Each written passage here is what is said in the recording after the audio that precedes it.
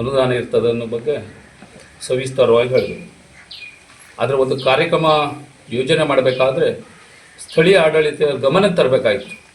ಗಮನಕ್ಕೆ ತರದೆ ತರಾತುರಿಯಿಂದ ಯಾವುದೇ ವಿಚಾರವನ್ನು ಪಟ್ಟಣ ಪಂಚಾಯತ್ ಅಧ್ಯಕ್ಷರಿಗೆ, ಉಪಾಧ್ಯಕ್ಷರಿಗೆ, ಸದಸ್ಯರ ಗಮನ ತರದೇನೆ ಇವರು ಆಹ್ವಾನ ಪತ್ರಿಕೆಯನ್ನು ಪ್ರಿಂಟ್ ಮಾಡಿ ಅವರಿಗೆ ಹೇಳುವಂಥದ್ದು ಎಷ್ಟು ಸಮಂಜಸ.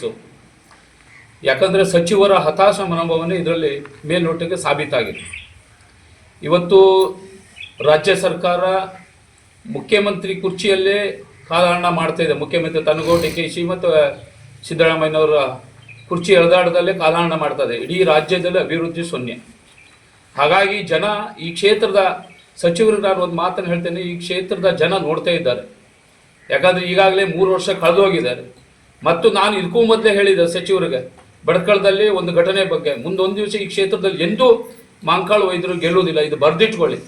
ನಾನು ಅಕ್ಷರಶಃ ಹೇಳ್ತಾ ಇದ್ದೇನೆ, ಅವರು ಒಂದು ಸಮುದಾಯನ ಓಲೈಕೆ ಮತ್ತು ಈ ವ್ಯವಸ್ಥಿತವಾಗಿ ಒಂದು ಪಕ್ಷನ ಅಭಿವೃದ್ಧಿ ದೃಷ್ಟಿಯಿಂದ ಎಲ್ಲರನ್ನ ತಗೊಂಡು ಹೋಗಬೇಕಾಗಿತ್ತು. ಆದರೆ ಅದನ್ನು ಮಾಡ್ತಾ ಇಲ್ಲ ಸಚಿವರು. ಮತ್ತೊಮ್ಮೆ ನಾನು ಅವ್ರಿಗೆ ಹೇಳ್ತಾ ಇದ್ದೇನೆ, ಇಂದೆಂದೂ ಈ ಕ್ಷೇತ್ರದಲ್ಲಿ ಅವ್ರು ಗೆಲ್ಲುವುದಿಲ್ಲ. ಇದು ತಾರತಮ್ಯ ಮಾಡ್ತಾ ಇದ್ದಾರೆ. ಈ ಕ್ಷೇತ್ರ ಏನು ಕನಸಿಟ್ಕೊಂಡಿತ್ತು ಅವ್ರ ಬಗ್ಗೆ, ಈ ಒಟ್ಟು ಬಡ್ಕಳವನ್ನವರ ಕ್ಷೇತ್ರ ಅದರ ಅಭಿವೃದ್ಧಿ ದೃಷ್ಟಿಯಿಂದ ಶೂನ್ಯಾಗಿದೆ. ಹಾಗಾಗಿ ಈ ಪಟ್ಟಣ ಪಂಚಾಯತ್ ಭಾರತೀಯ ಜನತಾ ಪಾರ್ಟಿ ಗೆದ್ದ ಮೇಲೆ ಅವರು ಸಂಪೂರ್ಣ ಹತಾಶರಾಗಿದ್ದಾರೆ.